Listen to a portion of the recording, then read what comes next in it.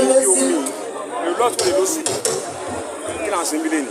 a ń ṣe ìfilọ́lẹ̀ Ayinla Omowura Day àti Ayinla Omowura launching of Ayinla Omowura Foundation òun la fi lọ́lẹ̀ ní ọdún tó dẹ̀ jẹ́ pé lọ́dọọdún òun la fẹ́ máa ṣe. máa wáyé láti máa fi rántí bàbá yín. nígbà tí may tí wọ́n kú òun náà la máa ṣe ní ọdọọdún kò sí ìlú tá à ní gbé lọ o àmọ́ ìta kọ́kọ́ bẹ̀rẹ̀ yìí Èkó láti bẹ̀rẹ̀. irú èèyàn wo ni Ayinla Omowura? bàbá mi Ayinla lẹ́pẹ̀ lẹ́ẹ̀fì alálẹ̀ gàràgà eégún máa ga jẹ́ ọkùnrin takuntakun ọkùnrin tó yẹ pé fúnra rẹ̀ báyìí ẹ̀rọ ara ẹ̀ gan ń bò ń gan bàbá mi ọkùnrin ni èmi kan máa sọ pé tí n bá jẹ́ tó bá yẹ pé mo ti dàgbà nígbà tó wà láyé ó wù mí kí n fẹ́ lọ́kọ. kí lẹ mí sí pa wọn. mo miss that torí pé bàbá tó wà kẹrin bàbá tó mọ yáyí ọmọ tó dẹ̀ mọ yáyí ìyàwó tó dẹ̀ náà ní àwọn èèyàn bẹ́ẹ̀ ni ohun tí mo miss lára ẹ̀. Ayinla Omowura ẹ̀yin ni ó bẹ̀ jẹ́ pé ẹ̀yin ni ẹ̀wọ̀n jù náà àwọn tó ń kọrin bàbá yín. Kọ́lọ́n kó fi gbogbo wa wọ̀ ṣe mọ̀ pé ọ̀nà tóbìnrin máa ń gbé nǹkan gbà ọ̀tọ̀ ni ọ̀tọ̀ láyé ọkùnrin ẹ̀yin ọkùnrin ẹ máa wò pé obìnrin tó ń kọrin oríṣiríṣi nǹkan lẹ máa rí eléyìí lè ní pé torí orin lòun ṣe wá eléyìí tó ní torí àyà tó ní lòun ṣe wá eléyìí lè ní torí kọ́kà tó ní lòun ṣe wá so ọ̀nà tọkùnrin ó yàtọ̀ sí kò ṣe pé mi nìkan ni mo wọ̀ gbogbo apátápátá lọ. kí ló sílẹ̀ di orin tí ẹ̀ lè máa ta sọ kẹ́ máa ta jà kẹ́ máa ta nǹkan míì lẹ́ẹ̀kì sí àbáyín lẹ́wà mú. mo ní òfin kápálà parun lé wa mo níṣẹ́ mi tí mo ń ṣe iṣẹ́ nọ́ọ̀sì ni mo yàn láàyè mo dẹ̀ tún ṣe àwọn bísínẹ́sì mi àmọ́ àpàlà yẹn mi ò fẹ́ kó parun lé. ẹ bá mi fún wọlé lẹ́ẹ̀kan sí ẹ fi yín lẹ́ẹ̀kan sí ẹ bá mi jáwé sí. ọyà pẹ kí ni mo fò bàrà ni mo yà pẹ kí mo mọ̀re ọ̀pọ̀ kúkúrú lórúkọ tó ń pe fá ọkùnrin gírígírí lórúkọ tá à ń pè èṣù ọ̀dára o obìnrin kúkúrú tí ń bẹ lọ́nà ọjà lórúkọ tá à ń pa àwọn ìyá mi ọlọ́pọ̀n jẹ gbogbo obìnrin ayé pátápátá ẹ dákun ẹ ṣègbè lẹ́yìn báyìí la ṣe máa kọrin àpò báyìí la ṣe máa kọrin àpò. láìpẹ́ yìí ní fíìmù ìtàn bàbá yín jáde Ayinla Omowura àgbà ayé ló wò ó lọ káàkiri ṣé tàn bàbá yín gangan sọnù ẹ̀. gbogbo ẹni tó láìka Àyìnlá kò sí nǹkan tó ń ṣe nípa yìí ṣùgbọ́n èmi tí mo ní bàbá mi gangan mo ní wọn ti ṣe fíìmù bàbá mi. kí ló dé. wọn ì ṣe fíìmù bàbá mi kò sẹ́ni tó mọ̀ ọ̀kan mi ọlọ́mọ wọ́n lè ní mo kéré níwọ̀nba ìtẹ́ rí bíbá ilé mi ẹ ti rí wípé mo tọ̀ àwọn àgbàlagbà lọ gbogbo àwọn táwọn àtàyè lájọ ló wà tó jẹ́ pé mo lè ka ọ̀rọ̀ lẹ́nu wọn gbogbo wọn lẹ ti rí bíbá yìí so àlímọ̀ òkèrè nínú ayé láti sọ ìtàn bàbá ẹ̀. àwọn olólùfẹ́ orin àpàlà ó lè sọ fún wọn kábílẹ̀ kásẹ̀ kábàdì sọ fún àwọn olólùfẹ́ orin àpàlà mo fẹ́ kọ́ fi eléyìí kọ́ wo eléyìí kọ́ wọ ìgbé àpàlà òkú.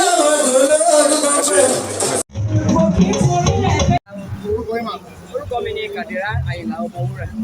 Kàdírá Ayinla Omowura. bẹ́ẹ̀ni. bàbá ti lọ sí ọdún kẹtàlélógójì. 43 years. Yes. bẹ́ẹ̀ni. 43 years after Ayinla's death.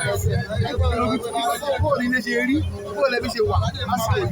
ẹ ṣe olóòtú ilé yín arójú ọ̀nà yín aráyè ilé wa dáa ẹbí wa dẹ̀ dáa Ayinla fi wọ́n fi sílẹ̀ so gbogbo wa àti ìyàwó kìíní ìyàwó kejì nílé gbogbo àwọn ọmọ amúlé dáadáa kò dẹ̀ síjà kò sí àwọ̀ láàrin wa. àwọn ìyàwó Àyìnlá mélòó ló ṣì wà báyìí. ẹ ṣe olóòtú tí ń bà ní fàgùn bóyá mélòó ṣá.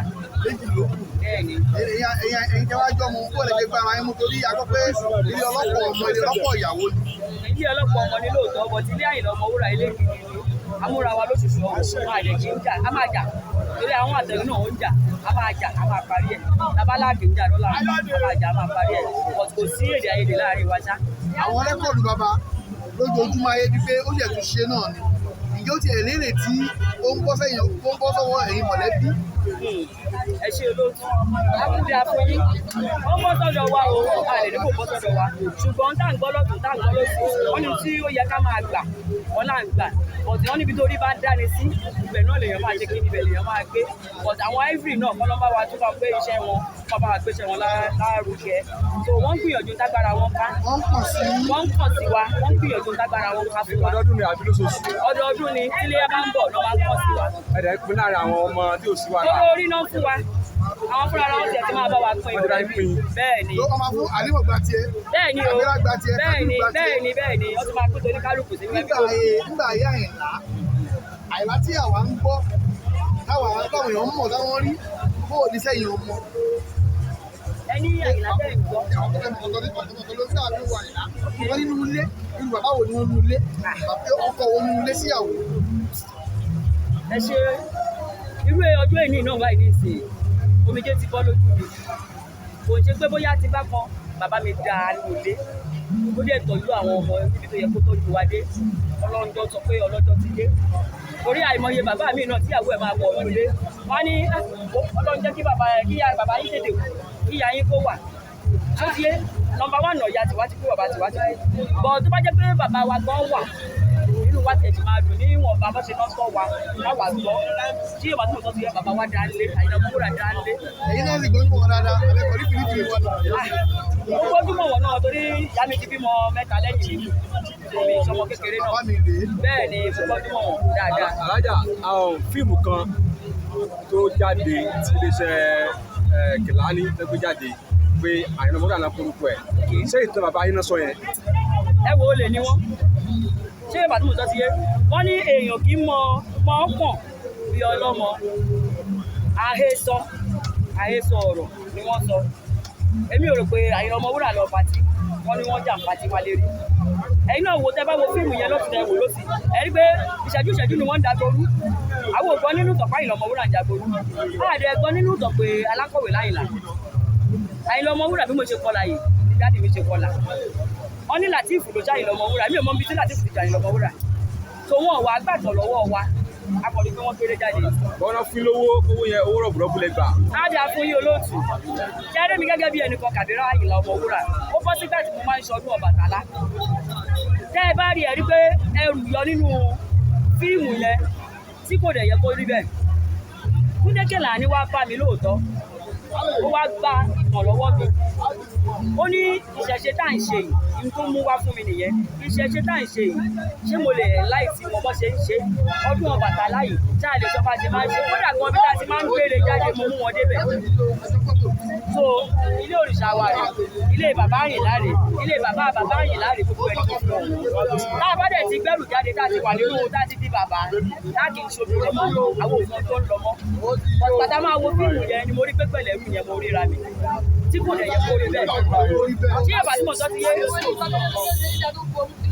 tí kò yẹ kó rí bẹ́ẹ̀ rárá bọ̀dé nǹkan tó wá ṣe ní ó kọ̀ọ̀la ni pé ọ̀rọ̀ ìṣẹ̀ṣe ní Tunde Kelani bá wá síwájú wa so ó dẹ̀ fún wa ní owó pé òun wá gba ọ̀rọ̀ lẹ́nu mi àmọ́ kí fíìmù yẹn ó kù tó bá ṣe jọ. tẹ́tí wá kàn sí wọn lẹ́yìn tí fíìmù yẹn jáde kí kẹ́tẹ́ ṣe kò rí bẹ́ẹ̀. ẹ ṣe ìtẹ̀gbẹ́sẹ̀ Yorùbá ó yẹ ká kàn sí wọn ṣùgbọ́n ẹni tó jẹ́ olóòtú wọn which is Àlímọ́ Sàdíyà Omowura òun ló jẹ́ kí àwa mọ̀ wọ́n dáadáa òun náà mọ̀ wọ́n tó mọ̀ wá ṣé àmọ̀ pé gbogbo ìgbésẹ̀ yẹn òun ló yẹ kó gbé tó bá gbé táwa ẹbí ṣe ń bá Àlímọ́ fà kí tó tà wá síta tó bá yẹ kó òun bá wọn fà àwa máa dìde mọ́ ṣó ti yẹ yí èmi làkọ́ bí ìyá Àlímọ́